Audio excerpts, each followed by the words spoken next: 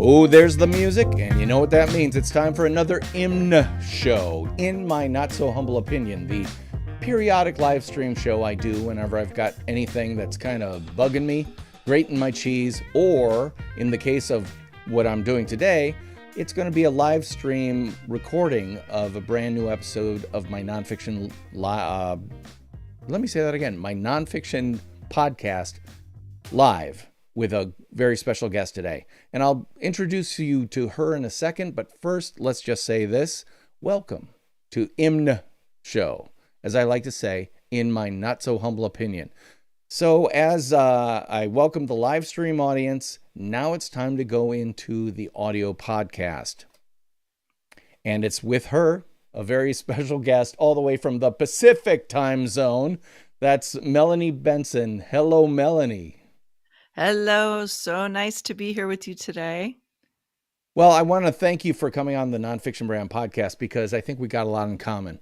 And I'll be honest with you, I'm a big one for someone who comes up with a phrase or a concept that's coined in such a way that it makes a lot of sense from first pass, but also makes you want to ask more questions. For example, nonfiction brand. Why do I put myself under that umbrella? Well, it kind of implies that there are such things as fiction brands. Why, yes, there are. And it also begs the question, so how is a nonfiction brand different than a fiction brand? Do you see what I did there? Magic trick. I had a conversation in my mind that instantly popped into your mind, and boom, all of a sudden we have an interesting conversation going on. I saw a phrase that you coined that immediately caught my interest. And that is collaboration currency. Now, you don't know this, but as part of the whole personal branding thing I do with other people, I preach all day long about the idea of having a key three concepts that concisely and consistently define exactly who you are, what you do, and how you do it. In my case, it's creative, collaborative, and provocative. So when I saw that you were all about collaboration, and not only that, but collaboration currency, I'm like, I got a question to ask Melanie. What exactly is collaboration currency? It worked. So I love that collaboration is what pulled you in. I did notice that on your website that is part of your top 3. Collaboration currency to me is a new way in which we co-create new opportunity with other people. I should say it's a new way. It's like a tried and true method, but I think it's often overpassed. And what I think happens for a lot of people is they look at partnering with other experts and sometimes even their competitors, and they think, well, it gets complicated. In my industry, there's a lot of like joint venture tracking affiliates, and oh my gosh, now I've got to figure out what my opt-in conversions are. And so it gets a little heady and can be unwieldy for some people. To me, the idea of collaboration currency is, how do we co-create opportunity for not just for me, not just for you, but for where it also benefits the audience or the community that receives that collaborative effort? Because I think everybody wins. And what is the simplest way that we can collaborate together where it's expanding opportunity for all of us? So I'm a big simplify to multiply person. Oh, I love that. Simplify to multiply, because that's exactly what I'm trying to do with my podcast, which is why I wanted to bring you on my podcast to get in front of my audience and share your wisdom and your techniques and tips and tricks and whatever you've got up your sleeve in a way that is completely mutually beneficial, not just between you and me, but us, we two, and the audience. And keep in mind that once a podcast is done and you pay a hosting company or a hosting website to have that podcast, that episode can be up there for years.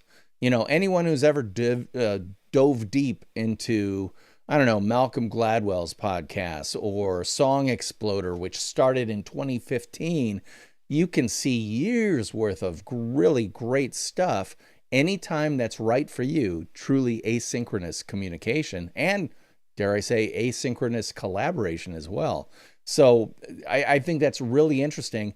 And the thing that you just said that really caught my attention was that you're very, I'm guessing, audience focused. You brought up the fact that it's for the audience. My first priority is the audience. Is this going to be valuable to them? Otherwise, I'm just talking into a microphone, and I certainly don't want to do that. So, are you as audience focused as I believe you to be? Yes, the answer would be yes. This whole concept goes back many years for me. I've been in business since 2000, and I found that in the beginning of starting my business, there was a lot that I didn't understand about client attraction that I quickly had to learn. And what I found to be the one strategy that moved the needle the fastest was collaborations, partnerships. And I found that the people I was collaborating back in 2003, 2004, we were creating six figures for each other over and over and over again, just simply by being guest experts. That's one of my key strategies that ties into collaboration. It ties into how we monetize our superpowers. And when I got tired of being on the road, and I'm sure that you can relate that we don't have to go somewhere. We don't have to be on a stage anymore to activate at least this particular piece of collaboration. We can leverage podcasts. And as a podcast, I've had a podcast since 2010. And I found that very quickly that what was happening in these podcast conversations could act like a magnet. And it like I was getting emails and posts from people who said that thing you shared on Jim's podcast or Jeff's podcast or Susan's podcast or whoever's podcast was it like meant so much to me, and I felt like you were talking right to me. And that's when I knew that when we're collaborating by creating a conversation that can move somebody not just into a space of being inspired, but we can move them into being invested in solving a problem and maybe even choosing you to work with you, that this was a golden key for scaling a business, for having a major impact that most of us really want to have, and for establishing our authority as a brand and a trusted advisor. So there's so much that's wrapped up in this idea of collaboration currency for me. Podcast guesting and speaking is like two arms of multiple ways we can collaborate. And DP, like I think this will fit very well into what you believe, but I say find a way that feels like a win-win. Before I got on this conversation with you, I was on a call with somebody who reached out to me and said, "Are you interested in partnering on some things?" And I said, "Well, let's talk. Let's see, what does that look like?" And so the conversation was, what does a win feel like to you? What does a win feel like to me? And I think that that's kind of, I don't want to say it's flipping the JV model on its head, but I think it's creating another way for people who are intimidated by joint venturing and partnering in more sophisticated ways to have a way to tap into other people's audiences and the collaborative power that exists there. Well, I think that's key right there, which is collaboration is something that is equally back and forth between everybody involved in the collaboration. So many joint ventures are kind of like, I bring mine, you bring yours, we butt them up against each other, and they just are better because they're touching each other. No, a good collaboration is more like this, where you're literally, and by the way, audio listeners, sorry, I'm doing some things visually on the live stream, but I'm literally, instead of butting up my hands against each other, I'm intertwining my fingers, kind of like, literally making a complete dovetail joint, if you will, between my fingers, because a good collaboration, you don't know where the collaboration begins or ends because it just is. Whereas a joint venture sometimes can be, I bring my stuff, you bring your stuff, and we have kind of a lame party. And that's not what I'm into. And I certainly don't think, based on what you're talking about with your collaboration currency, that's not what you're talking about either, as far as I can tell. It's funny you're bringing this up because the idea of collaboration currency emerged for me because I had a series of partner arrangements that didn't feel very good to me. So I'm one of those people where I want business to feel good. I'm very much about your business should bring you joy, your business should bring you profit, and your business should be rewarding. And if it's one without the other, it's probably not going to work for a long term. And I was having these partners, these people reaching out, and it was like I felt like I had a full-time job trying to deliver on their partnership requests. And I thought there has to be another way to collaborate where it feels good. And so I started talking about collaboration currency because in the beginning, when I was partnering up with these three people, we were having so much fun. And it was literally like we were in search of how could we do something amazing to bring more visibility to this person? So, first of all, I think collaboration currency evokes friendship. And um, being in business today, especially if you're a content creator, you're a podcaster, you run your business from your home, it can get very lonely. I don't know about you, but I like haven't seen a lot of people in the last 2 years. And when I work from home, I could go days before I get out of my space and I connect with another expert, another person of similar, business mentality. And I found that in collaboration currency, like the people I was collaborating with, we would create these deep bonds and these friendships where we literally would go to bat for each other and say, "Hey, I'm doing this. Do you want to participate? Hey, this thing is happening. Have you pitched yourself over here?" Like it becomes a fun game, a way of being to figure out how can I give to someone else and make their day, knowing it's going to come back. And that's the collateral part. That's the part where the currency expands because it's not just what you're getting, it's what you're giving. And that's part of the joy and the value of collaboration currency. Yeah, well, you hit it right on the head. I mean, this is a dirty little secret amongst people who do podcasts. We get more out of it than we just giving people a platform to espouse their wisdom on. I'll be honest with you. Every time I've done a podcast, with very few exceptions, by the end of our session together, you've made a new friend. They may not be a best friend forever, and you may not invite them to your wedding, but you've made a friend that if you ever meet them again at a conference or in person someplace, it's going to be like meeting an old lost buddy from high school. It's that type of close. Oh my God, it's so great to see you. I had no idea you were so tall. That type of conversation as opposed to, hi, who are you and what do you do? All of a sudden, you've got this whole new level of intimacy and value for each other because you've already demonstrated that value. And so for me as a podcast creator, I learn so much by talking to so many different people. I meet so many more different people than I could ever possibly meet.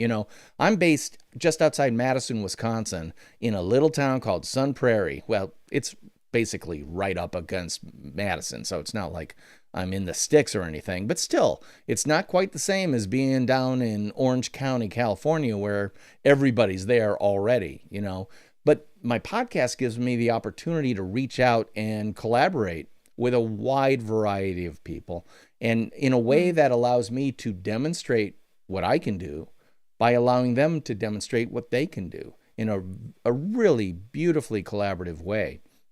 I want to ask you a question because you kind of breezed by it at the front. You mentioned the word expert because podcasts want to have experts on in whatever you happen to do. What is your definition of expert? Well, that's a good question. I actually did a whole podcast episode on the distinctions between being an authority and being an expert. To me, being an expert means that you have demonstrated experience in whatever it is you do as a craft. So for me, I've been coaching and mentoring people for 22 years now, as this is airing. Wow. Yes, I am that old. And so I have a demonstrated expertise in that. When I do my thing, when I deliver my work product, I am giving people tools and strategies and systems and processes that will help them get a proven result. And they do get results. So that's expertise. And we could apply this to an accountant. We could apply this to a podcast manager, a virtual assistant, right? Anybody at any field. There is an expertise when you can demonstrate a process that gets results, in my opinion.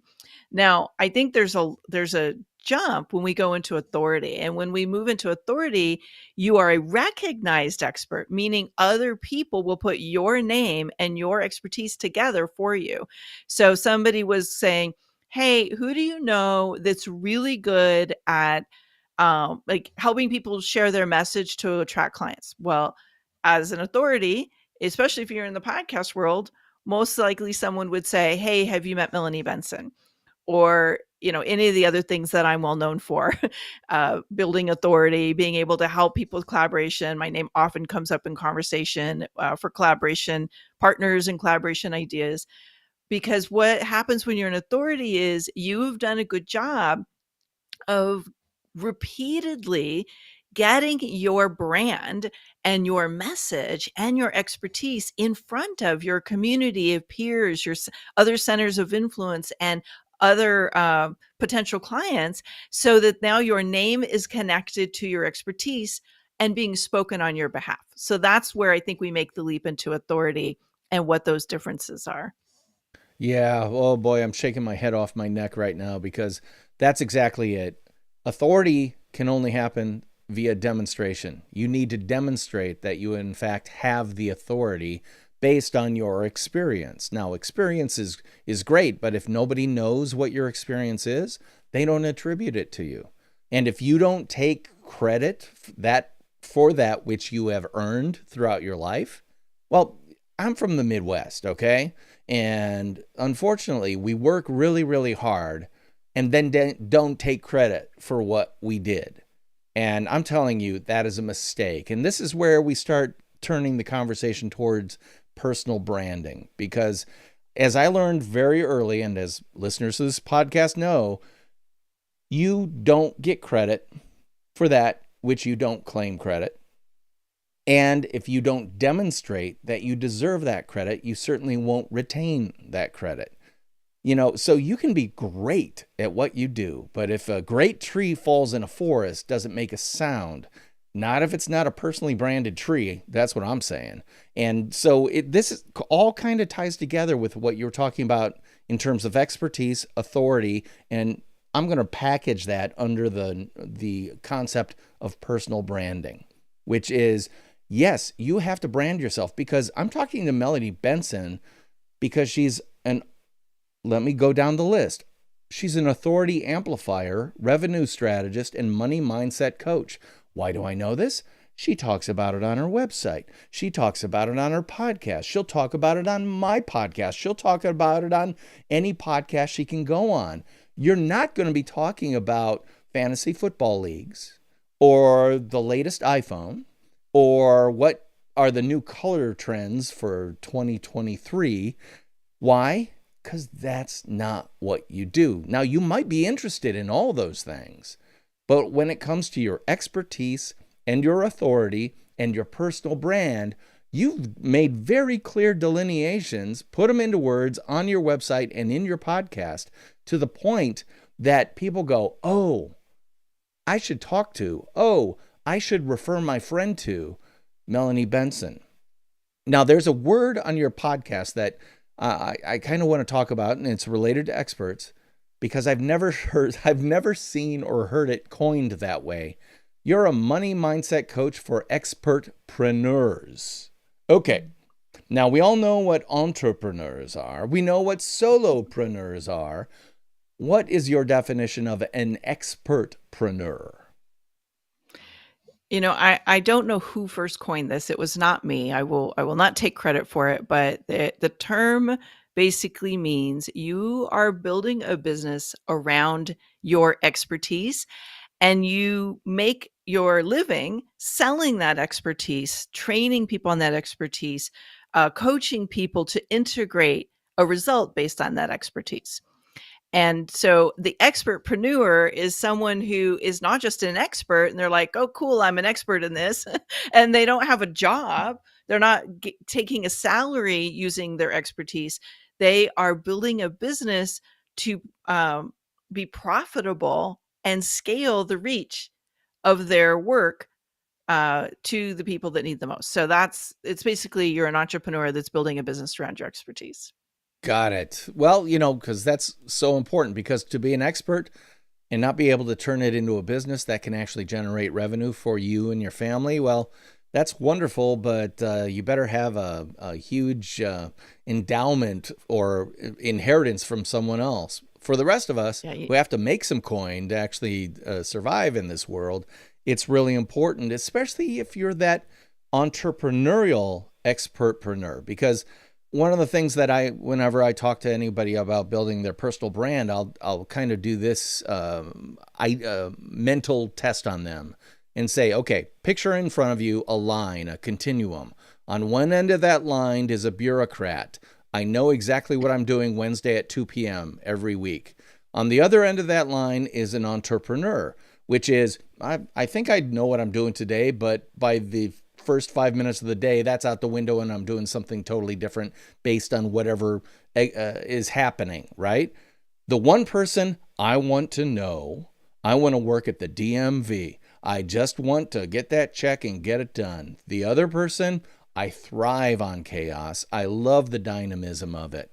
If you know where you are on that continuum, that's hugely helpful. And you appear, and correct me if I'm wrong, you appear to be addressing not the entire continuum, but people halfway on one side all the way over to pure Elon Musk entrepreneur. Am I correct in that yeah. assessment? I would say the people that get the most out of work I do, they are really clear that they they have a message, they have a body of work, they solve a costly problem for somebody, and they want to grow the reach of that. So when we talk about an Elon Musk, I would say Elon Musk is probably, well, I don't know how to put it on your continuum, but I would say he's kind of in the middle from like corporate all the way over here to someone who's like a founder of a tech company or a really big company. They would benefit from what I do, but chances are they have people who do all this for them. So the work that I do is really tailored to people who they are the founder, they're the CEO, they probably have a team, and they haven't quite figured out how to craft their message and the way they present their sound bites and their like if they're going to pitch themselves to get on a podcast or on a stage. They don't really know how to craft all that. They're not going to go drop big money on a publicist. They're looking for something that they can put together and then maybe have their team help execute on for them. So they're not the bootstrappers at the far end of the entrepreneurial spectrum where they're just kind of scraping by. How do I like pull the next, bit of clients in my door? They've really got a system. And you were mentioning this idea of, the kind of the worker bee knows exactly where they're going to be. I think the people that thrive the most these days are the people who they know what their superpower is. They know that they need to have a system to deliver that. And they're always looking for, how do I improve another 10% this month? How do I find that edge this month? How do I improve my languaging a little bit more? How do I do something even more aligned this month? So they're looking for those 1%, 5%, 10% corrections that catapult them into that next range of success. So, I think there is something very powerful once you get all the bugs worked out to focusing on, how do I focus my time, my energy on getting in front of the right audiences, collaborating with the right partners, and getting the right message so that I'm attracting the right clients who are willing to invest premium levels to move faster towards results. So that's my vision of what I think a thriving business is right now. So does this are these concepts involved in your kind of what I would call tentpole concept of a millions mindset? I see that on your website, and I Yeah. wanted to ask you about that. What is a millions mindset, and do you sell that by the pound? Well, you sell it by the millions, actually. Yeah. So I used to get invited to speak a lot about mindset and money mindset, and I do talk a lot about what is often referred to as imposter syndrome or imposter moments and being a best kept secret. And so that's more the visibility side of mindset.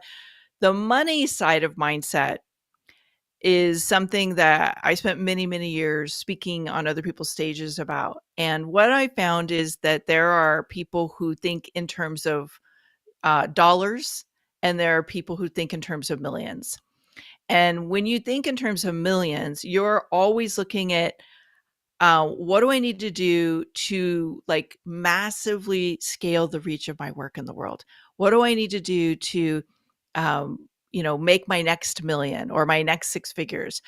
And I don't want to like make anyone who's not in that space like feel like you don't have a good mindset. But what I have found is the people who think in terms of how am I going to get the next dollar in? How am I going to get the next client in? How am I going to get the next like kind of like these little small pieces? They're very overwhelmed, and they tend to work way harder than they need to grow their business. And it's almost like there's this kind of like they're stuck in this mode of struggle. And so there's a lot of struggle and a lot of work to get to the results that they had hoped for. So when I would speak about millions mindset, the whole point was, how do you think bigger and in a way that moves mountains instead of moves a little rock forward?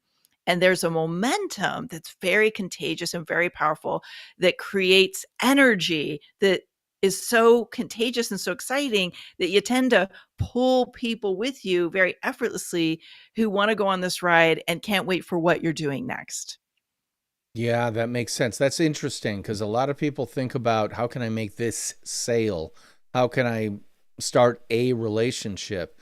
To start thinking about how do I make my first millions, first of many millions? That's an interesting point of view. And is it a point of view you share in your 7-step framework? Because I'm going to ask you toward the end of the podcast where people can connect with you and stuff like that. But I already kind of know where I want you to take them. And that is Okay. your 7-step free guide, because it's interesting.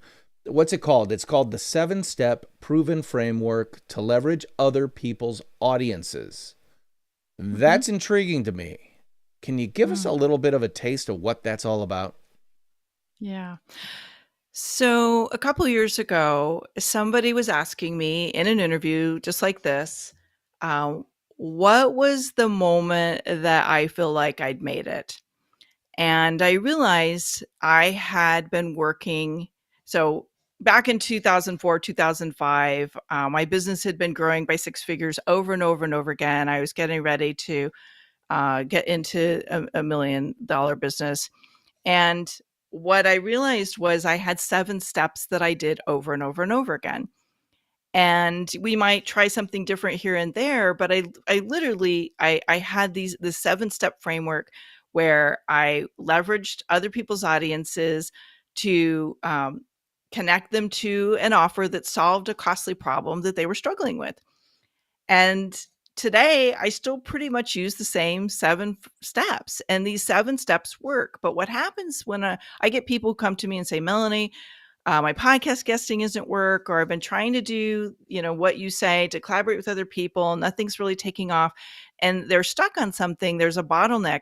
Usually they don't have all 7 steps working in their business.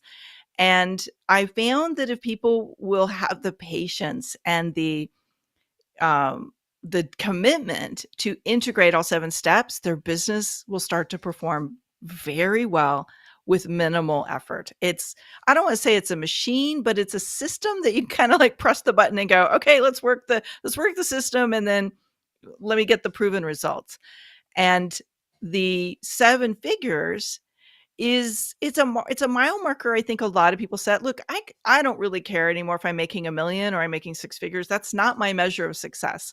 My measure of success is how many people are putting what I teach into action and they're getting results they want. Like, I love money, like I love making money, but that is not my measure of success. My measure of success is impact and it's reach. And every time I'm invited to speak, and I've never even met the person, and they're like, "I heard you talk about this. Can you come and speak on my stage?" That's a measure of success. When I have somebody who I'm collaborating with and they're getting more clients because our collaboration is paying off, that's a measure of success. So, yes, I don't want anybody to get the wrong idea. I love money. I love making money. I love teaching other people how to make really good money, because what I think is the easiest thing in the world is to understand the value of what you do and raise your prices significantly, because 90% of the people that I have worked with over these 22 years are massively undercharging, and that's actually the real problem they have, DP. They do not charge what they should be charging, and people are like, okay, that's interesting, but like, I don't know, like, it's priced so low, like maybe it's not that good. I don't know.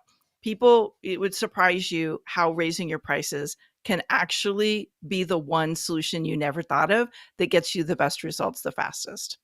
Well, as a long-time advertising guy myself, there's a story that I've heard attributed to two different brands, Audi and Cadillac. And it basically came down to the Cadillac that was priced $10,000 too low. And the concept was that Cadillac wanted to come out with an entry-level Cadillac. So they priced it at an entry-level position, or what they considered an entry-level position. Well, the thing is, nobody who wants a Cadillac wants to look at the price of a Cadillac, because to look at a price on a Cadillac is to deny why they're getting it, which is, I've reached the point in my life where I don't have to look at how much it costs. I have to look at what value it brings to me and my self-esteem, et cetera, et cetera. So when they saw a Cadillac that was $10,000 under what they expected to pay, they were like, no, I'll pass. Boom. They changed the price. All of a sudden it starts selling like hotcakes, because all of a sudden people are like, yeah, it's a Cadillac. Oh, and I can get it a whole lot sooner than I thought in my life. I thought I might have to be a little richer before I could splurge on something like that, but now I can.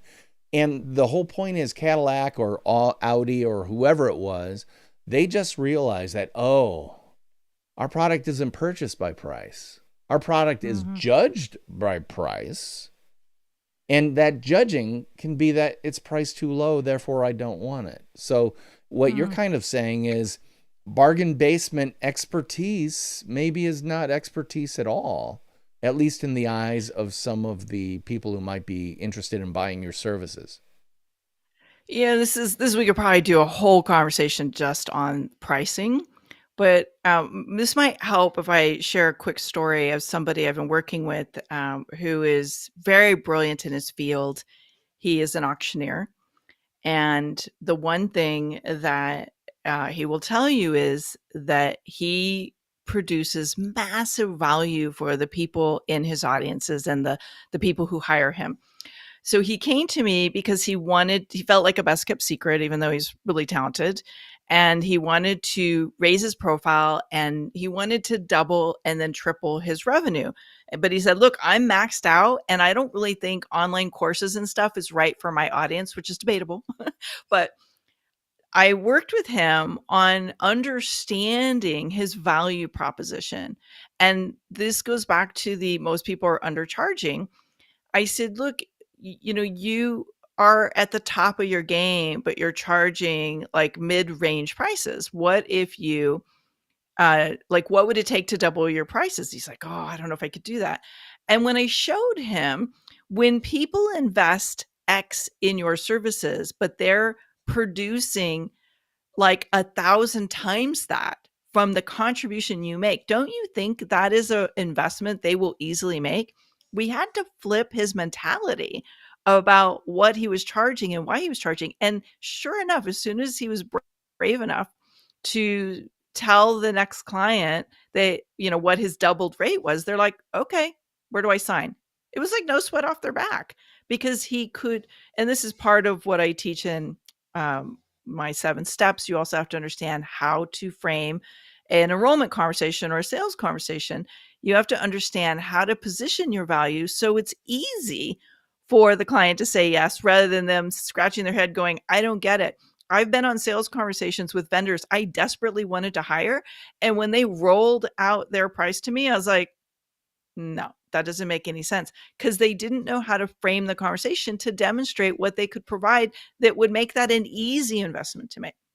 So Yeah. very small slice of a bigger conversation, but it's very valuable to understand, or very powerful to understand, what value you bring to your potential client and how to frame that conversation. Yeah, I'm reminded there's a show, I think it's a Netflix show, The Movies That Made Us, and it looks at movies like Toy Story, or not Toy Story, but Home Alone and stuff like that, and it goes into the making of the movie, and they're all really interesting.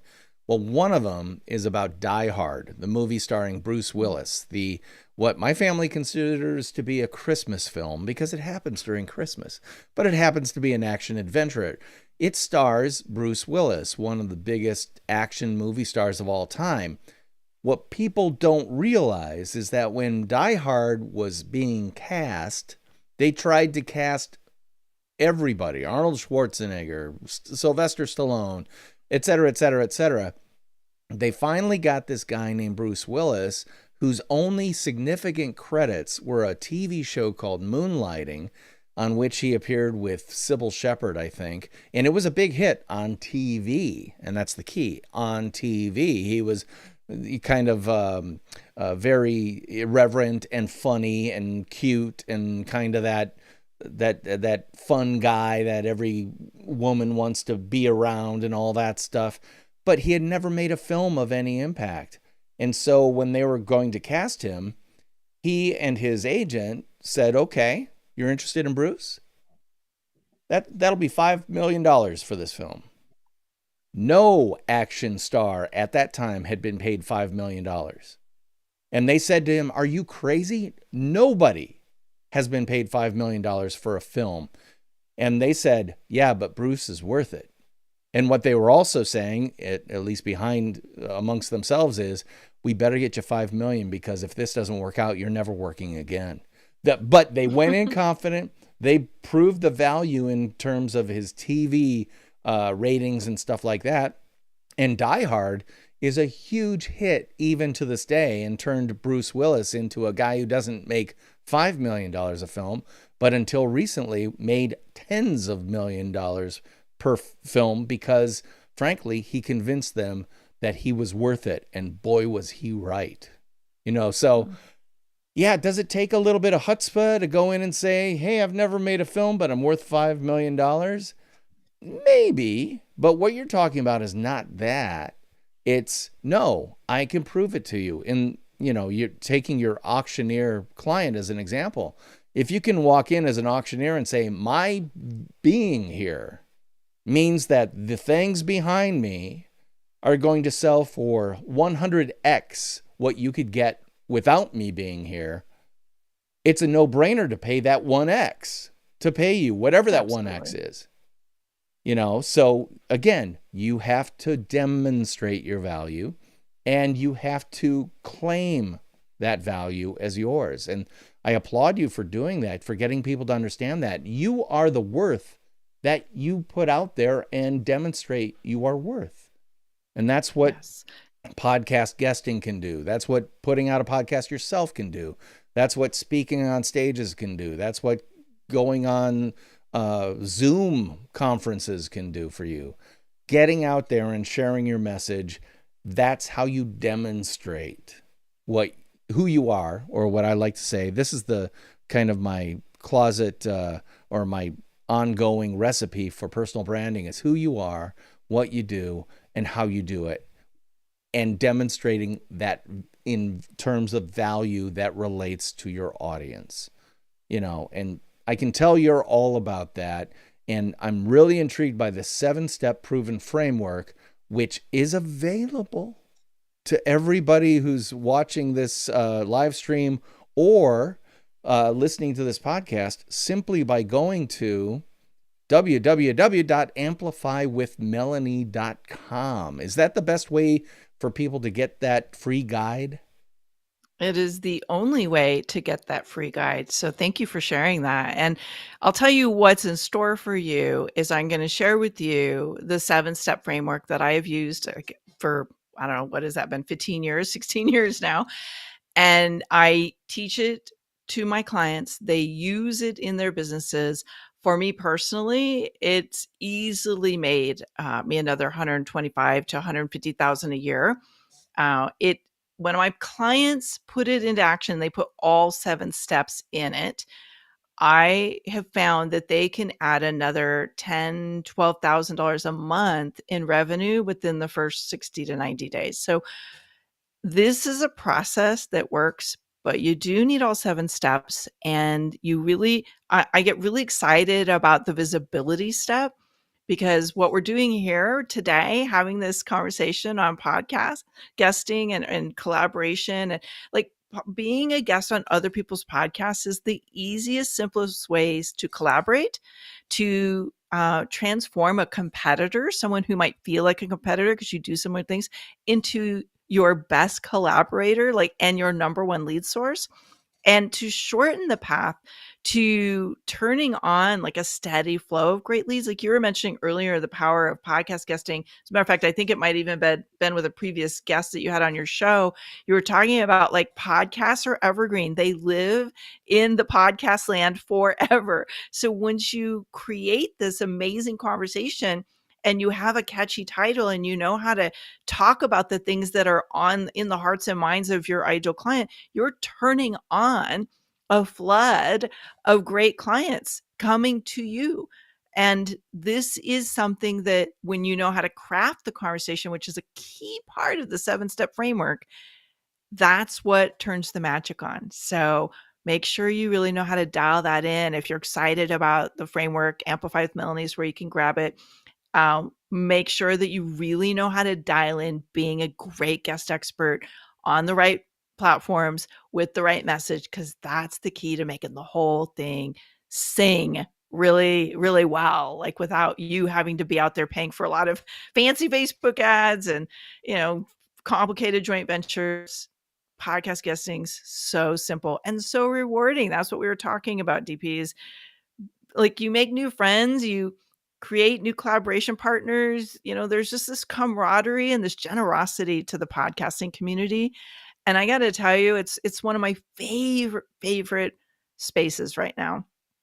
Oh, you're preaching to the choir there. I mean, longtime listeners of this podcast will recognize the fact, I've talked about this before, that the first 3 years of doing this, I sought guests, and oftentimes I was like, I need a guest. Who do I get? I get someone I know, or maybe I have someone back on that I had on maybe 3 months ago, because not because I have to fill it, but because they were good. But yeah, I did have a slot I needed filling, and it was a bit of a it wasn't a struggle, but it was a bit more pain than I really wanted to do. And then I discovered this thing called podmatch.com, which is, I've heard it interestingly referred to as Tinder for podcasters and guests. But it kind of is, because, you fill out your profile, you get matched with people, and you can accept the match or you can pass on the match, whatever. And instantly, I filled out my stuff and then promptly forgot about it, because I was like, this is another one of those things I better fill out just to cover my butt for my podcast, right? I want to claim my podcast and stuff like that. Well, I got an incoming email from someone who said, hey, I'd like to have you on my podcast. And I'm like, oh, that's interesting, because normally I'm the one asking for guests. And all of a sudden, I had a great time. We had a great conversation. He turned one conversation into 4 separate podcasts because we went for like 2 hours. It was crazy, but we got along really well, and we collaborated in a way that provided both of us currency, if you will. And it made such perfect sense. And now I'm a huge, huge fan of podmatch.com. And frankly, that's how I met you, right? I was going to say, I think you are the only interview I've ever accepted, because first of all, your profile was very professional, and it had a great representation, and you made a very compelling invitation. And I was like, Sure, why not? So I'm very glad I did. And I actually just interviewed the founder of Podmatch on my podcast, Amplify Your Success. And I gotta say, it's probably gonna be one of the top 5 interviews. It was so good. Yeah. And I feel really fortunate to have such amazing guests available to us from Podmatch. Like, I'm starting to check it out even more. Yeah, well, I'm going to bug Alex Sanfilippo to come on my podcast because his product is fantastic. And if any listener hasn't checked out podmatch.com, you got to do it because it's absolutely free. There are paid levels, but make no bones about it. Cheap ass dad right here doesn't pay a cent to be on Podmatch. And I've been on north of 30 podcasts since I started engaging on podmatch.com. So yeah, a big thumbs up for that. I know you're a fan of Podmatch as well, so check that out. Melanie, before we go, obviously we talked about going to www.amplifywithmelanie.com to get that 7-step let me get the full title in there. The 7-step proven framework to leverage other people's audiences. And I can't read the rest of it, but and add another $125K a year in new business. Oh, that's an important point. I guess I should have probably included that the last time I mentioned the book or the guide. Catchy. Yeah, well, it tells you why you should pick it up, and you can get that free at amplifywithmelanie.com. So definitely do that. Is there any other social media channel at which you are the most active or you like to connect with other people? Instagram, Coach Melanie Benson, and actually Twitter. I'm a huge Twitter fan. We mentioned Elon Musk earlier. Very excited to see what he does with Twitter. But I have been on Twitter since the beginning. I have a huge presence there. I have a lot of great connections. And I find it to be a very robust place for us podcasters to make connections as well. So Twitter, I'm Mel Coach. Instagram, I'm Coach Melanie Benson. And you can find me pretty much on all of them. Well, definitely connect with Melanie Benson because I think you've got a taste of the wisdom and techniques and systems and processes that she's got going on. Frankly, I'm going to dive into your free guide because I know there's some stuff I'm not doing that I need to do. And it's a great reminder to everyone that there are great people and fantastic resources out there that are just out of your reach unless you're paying attention to podcasts, both as a listener, a creator, and a guest. Yes. Can you get all the calories, or let me say this a different way. Can you get all the goodness of podcasting without the pain in the butt calories of production? Yes, you can, by being a podcast guest. And I'd like to thank Melanie again for being on this podcast, the Nonfiction Brand Podcast. If you would like to support this podcast, don't forget it comes in dead tree form, available at good old House of Bezos, Amazon.com. The book is called Nonfiction Brand, Discover, Craft, and Communicate the Completely True, Completely You brand you already are. And that's available there. And get this, I just set up a Patreon. All you have to do is go to patreon.com/DP, or no, it's /nonfiction brand. Let me say that again. And I've just set up a Patreon. Go to patreon.com/nonfiction brand, and you can support this podcast for as low as $1 a month. Wow, what a value. Anyway, that's it for me. I'm your host, DP Knudten, and she is Melanie Benson. And I'll be talking at you again next week. Bye-bye. All right, so that's the end of the podcast.